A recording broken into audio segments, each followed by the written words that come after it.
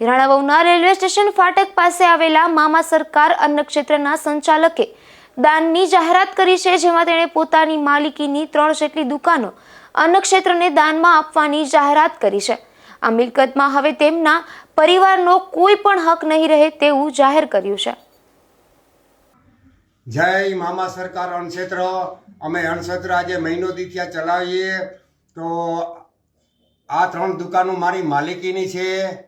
આ 3 દુકાનો મારી માલિકીની છે. અન્નક્ષેત્ર હું હલાવું. આજથી હું મીડિયા સમક્ષ જાહેર કરું કે આ 3 દુકાનો મારી માલિકીની હોય.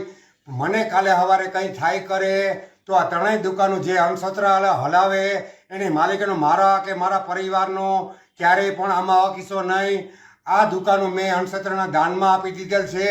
તો મારા ભાઈઓ બધાને મને સાથ ને સહયોગ આપો. હું પણ એક નાનો માણસ હોય છતાં પણ મારી પાસે 3 દુકાનો મારી હતી એ મેં દાનમાં અન્નક્ષેત્રને આપી દીધેલ છે. કાલે સવારે મને કંઈક થાય કરે તો મારા કે મારા પરિવારનો હક નહીં.